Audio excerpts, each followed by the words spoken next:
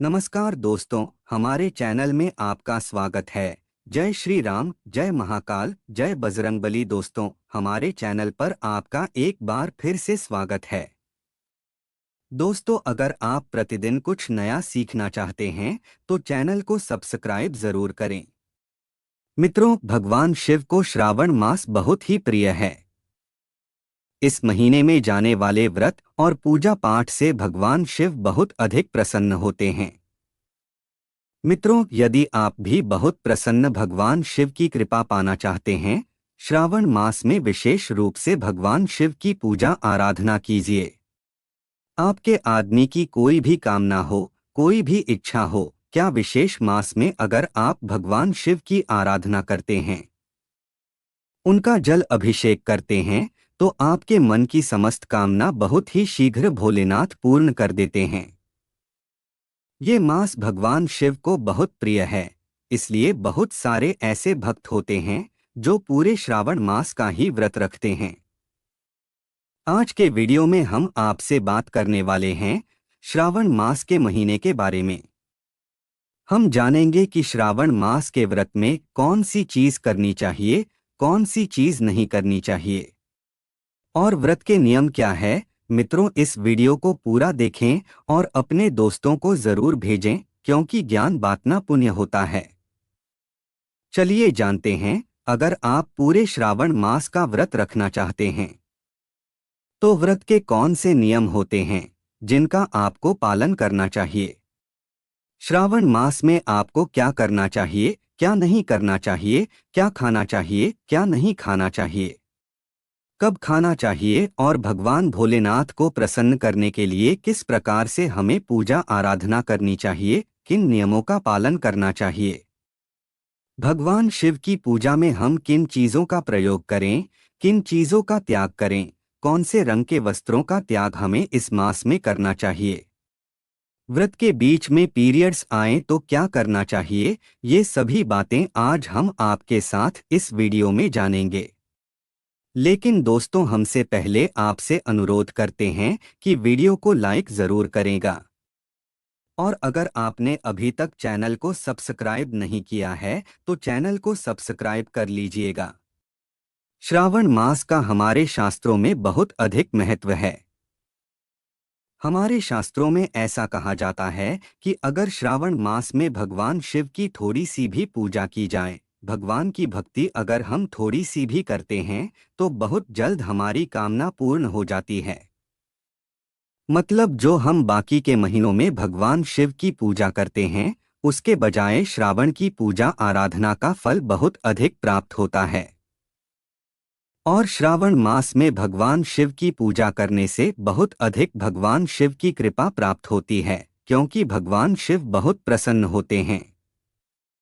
इस महीने में जब हम भगवान शिव का अभिषेक करते हैं, उनकी पूजा आराधना करते हैं, उनकी कृपा पाने के लिए कोई व्रत रखते हैं, भगवान शिव और माता पार्वती की पूजा आराधना करते हैं, पूरे शिव परिवार का हम अभिषेक करते हैं, आराधना करते हैं, भगवान शिव की कृपा से हमारे मन की कोई भी कामना हो वह पूर्ण हो जाती है। इस महीने में लोग सीधे विवाह के लिए व्रत रखते हैं। किसी को संतान की प्राप्ति की अगर कामना है तो इस महीने में भगवान शिव की विशेष पूजा आराधना कीजिए। दाम्पत्य जीवन में मधुरता नहीं है, परिवार में अगर क्लेश बहुत अधिक रहता है, पति पत्नी के रिश्तों में बहुत अधिक कलेश रहता है, तो आपको भगवान शिव और माता पार्वती की पूजा विधि प्रतिदिन करनी चाहिए। यह बहुत अच्छा है, आपके दाम्पत्य जीवन में मधुरता आती है, पारिवारिक रिश्ते बेहतर हो जाते हैं, परिवार से नकारात्मक ऊर्जा दूर हो जाती है, धन संपत्ति का आगमन होता है, सुख समृद्धि में वृद्धि होती है, और मन की समस्त कामनाएं पूर्ण हो जाती हैं, क्योंकि सावन मास भगवान शिव की कृपा पाने का सर्वश्रेष्ठ मास होता है। अब जानते हैं कि इस महीने के नियम क्या होते हैं। मित्रों, अगर सावन मास में अधिक मास आता है तो उसकी महत्ता और भी अधिक हो जाती है। इसलिए इस सावन के महीने में आप केवल नियम के साथ भगवान शिव की आराधना और पूजा करें। जिससे आपके सभी कष्ट दूर हों और भगवान की कृपा से आप सदा सुखी रहें। मित्रों, अगर आप व्रत करते हैं तब तो इन नियमों का पालन करना ही है, लेकिन जो लोग व्रत नहीं करते हैं उन्हें भी इन नियमों का पालन जरूर करना चाहिए। अगर आप भगवान शिव की कृपा पाना चाहते हैं, शीघ्र ही अपने आदमी की कोई कामना पूर्ण करना चाहता है, तो इन नियमों का पालन करें तो बहुत अच्छा होगा। सावन मास के नियम क्या होते हैं?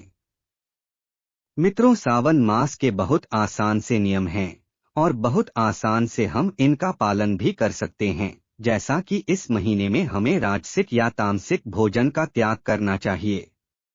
मित्रों, हमें अपने भोजन में लहसुन प्याज का प्रयोग नहीं करना चाहिए, मांस मदिरा का बिल्कुल त्याग कर देना चाहिए। और इस विशेष समय में जो लोग व्रत करते हैं उनको विशेष रूप से इस महीने में मसूर की दाल का सेवन नहीं करना है। मूली नहीं खानी चाहिए, बैंगन सेगन नहीं खाना है, और हमारे शास्त्रों का मन है कि बासी खाना और जला हुआ भोजन भी तामसिक भोजन में ही आता है। तो ऐसे भोजन का सेवन भी हमें सावन मास में नहीं करना चाहिए। सावन के महीने में विशेष रूप से सात्विक शुद्ध भोजन ही ग्रहण करना चाहिए। मतलब उसी समय का बना हुआ भोजन ही हमें खाना चाहिए।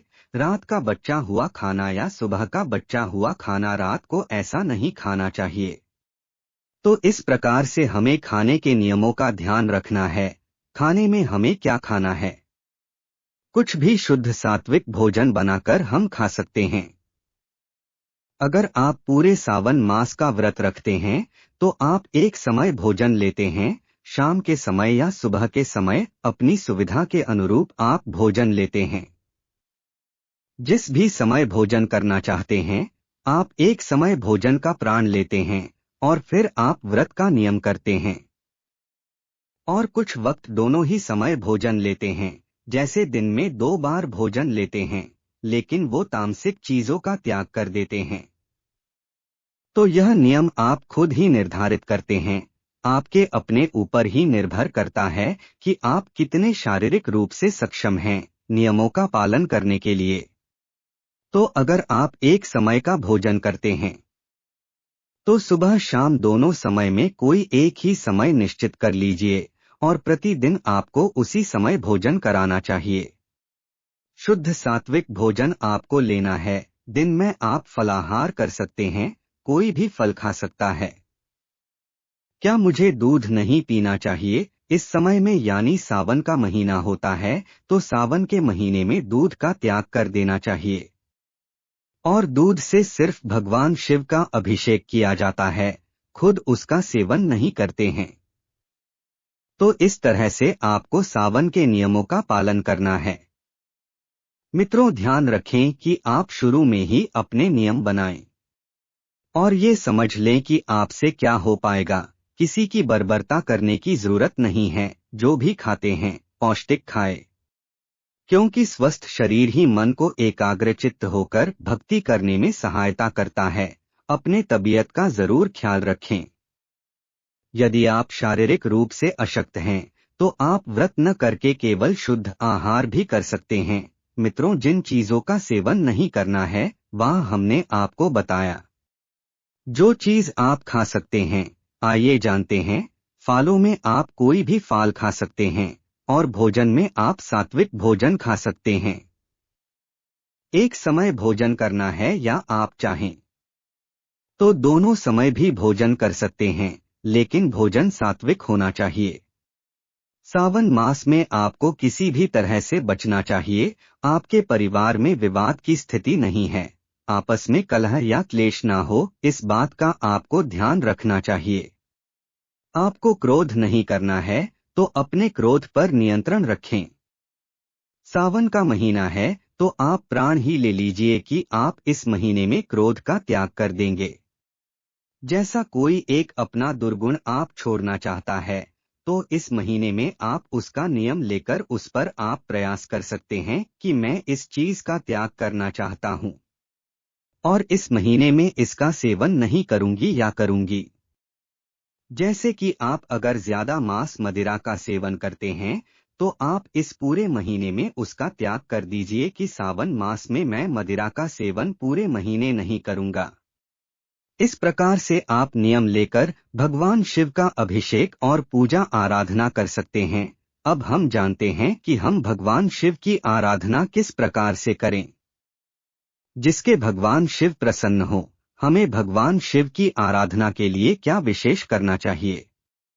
अगर आपका सावन मास का व्रत है या व्रत नहीं भी है तो भी भगवान शिव के जो भक्त हैं, सुबह जल्दी उठ जाएं। सुबह जल्दी का मतलब होता है अगर आप ब्रह्मा मुहूर्त में उठते हैं तो बहुत अच्छी बात है।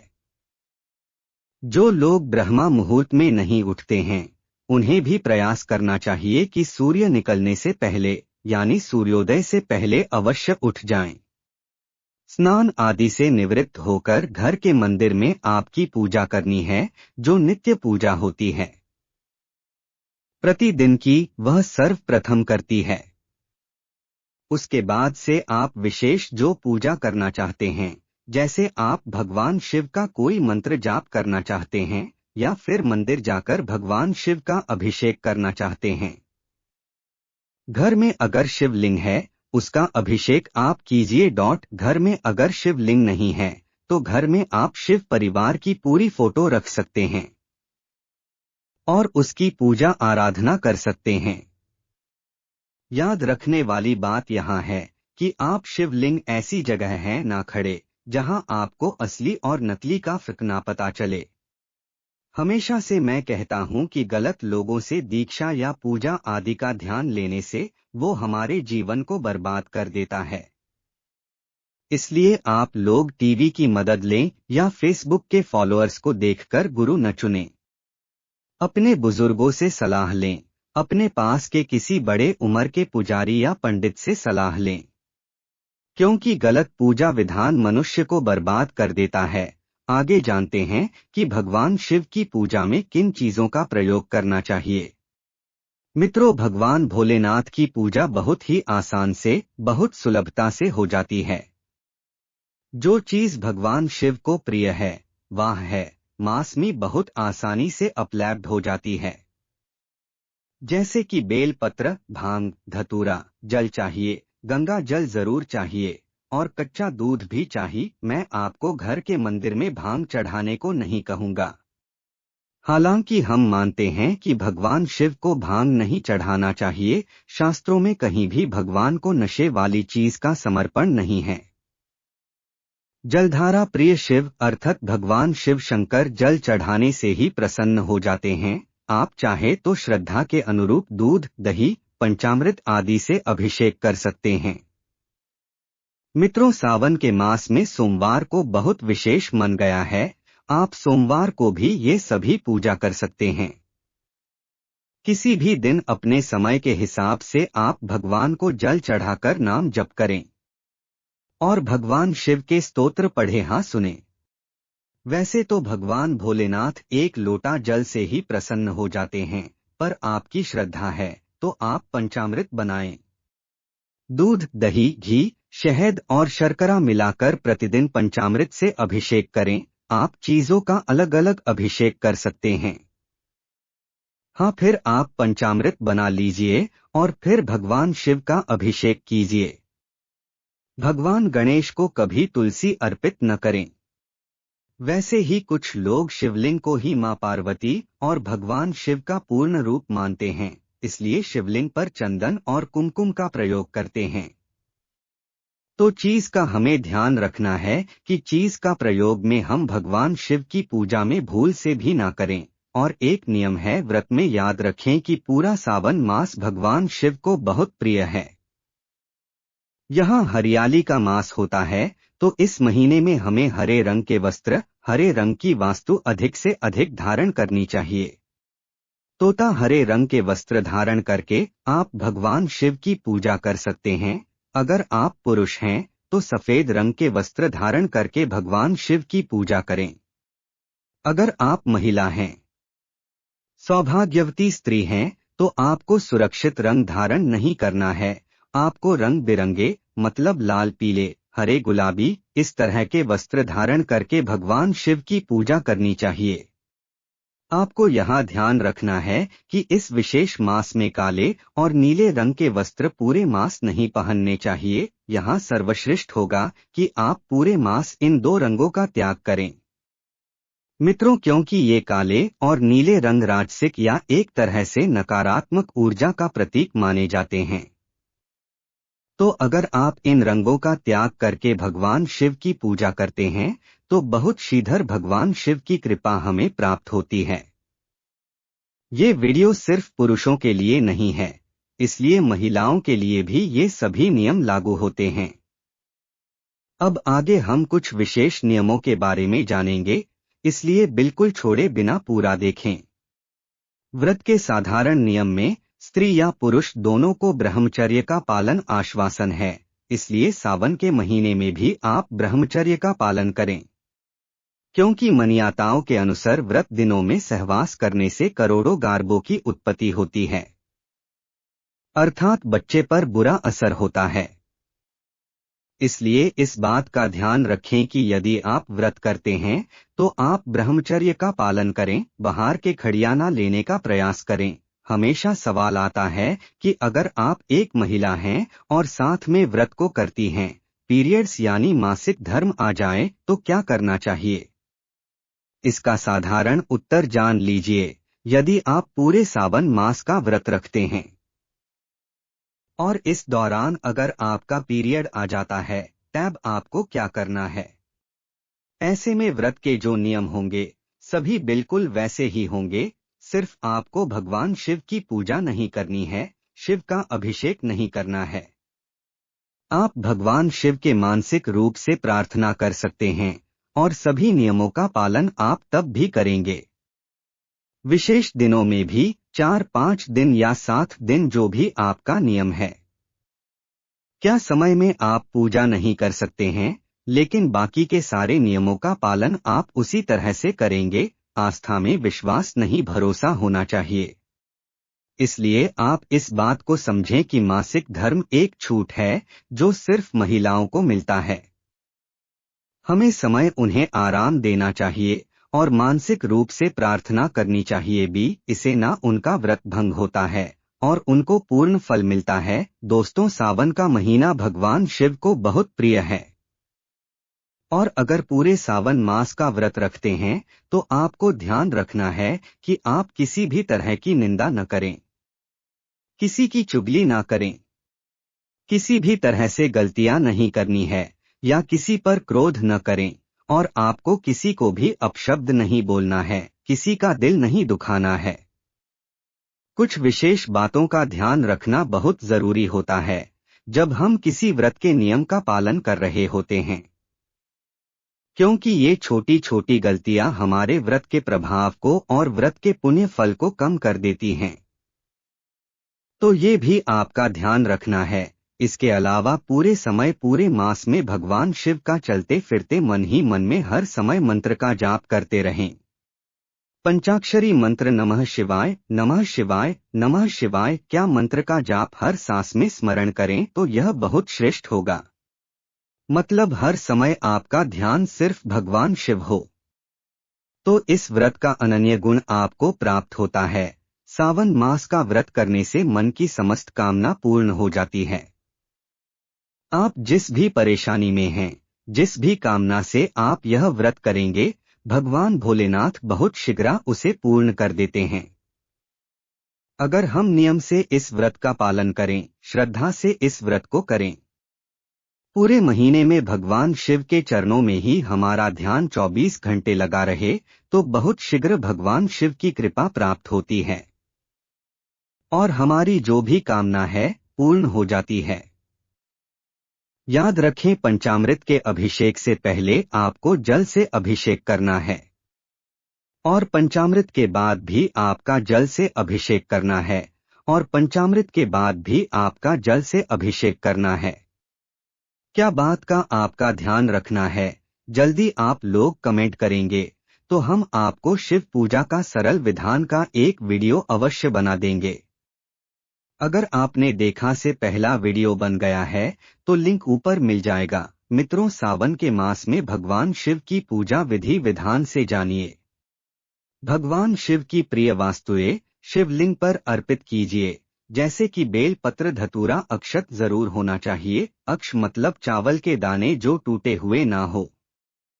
ऐसे चावल के दानों का प्रयोग भगवान शिव की पूजा में किया जाता है। सफेद पुष्प भगवान शिव को प्रिय है, तो सुरक्षित पुष्प आप भगवान शिव को जरूर अर्पित कीजिए। और सफेद मिठाई का भोग लगा सकते हैं। आप फलों का भोग भगवान शिव को लगा सकते हैं, कोई भी फल जो इस मौसम में आसान से उपलब्ध हो। ऐसे फलों का भोग भगवान भोलेनाथ को लगता है। प्रतिदिन आप भगवान शिव के मंदिर में जाकर भगवान शिव की विधि विधान से पूजा करते हैं तो बहुत ही श्रेष्ठ होता है। लेकिन अगर आप मंदिर नहीं जा सकते हैं, मंदिर जाना संभव नहीं है, तो आप अपने घर में ही भगवान शिव की पूजा करें। श्रद्धा भाव से करें। घर में शिवलिंग है तो शिवलिंग का अभिषेक कीजिए। शिवलिंग ना हो तो आप चाहें तो मिट्टी का शिवलिंग भी बना सकते हैं और उसकी प्रतिदिन पूजा कर सकते हैं। शिव पूजा में कुछ चीजों का हमें ध्यान रखना चाहिए, जैसे भगवान शिव को कुछ वास्तु प्रिय है। ऐसे ही कुछ वास्तु हैं जो भगवान शिव को बिल्कुल भी अर्पित नहीं करना चाहिए, जैसी कि हल्दी का प्रयोग भगवान शिव की पूजा में नहीं होता है। कुमकुम या सिंदूर का प्रयोग भगवान शिव की पूजा में नहीं होता है। केतकी का फूल भगवान शिव को अर्पित नहीं करना चाहिए। आपने सुना होगा कि तुलसी के पत्ते तो भगवान शिव की पूजा में प्रयोग नहीं करना चाहिए। मैं आपको बता दूं, स्कंद पुराण के अनुसार यदि आप तुलसी से अर्चित शिवलिंग का दर्शन करते हैं तो आपको मोक्ष मिलता है। इसे ये प्रामाणिकता होती है कि शिवलिंग पर तुलसी चढ़ा हुआ है। परंतु याद रखें, यदि आप शिव परिवार की पूजा करते हैं। मित्रों, आशा करते हैं कि आपको इस वीडियो में बहुत कुछ सीखने को मिला होगा। आपको किसी तरह की शंका हो तो आप कमेंट करें, हमारे पंडित लोग आपके शंका के उत्तर जरूर देंगे। आप सभी सावन के इस पावन मास में भगवान शिव शंकर के कृपा पत्र बने। वीडियो को 5 लोग तक जरूर शेयर करें, क्योंकि खुशियां और ज्ञान बांटने से बड़ा है। भोलेनाथ के नाम लिखें और पढ़ने वालों को भी पुण्य का भाग बनाएं। कमेंट करें। मिलते हैं अगले वीडियो में, तब तक के लिए हर हर महादेव।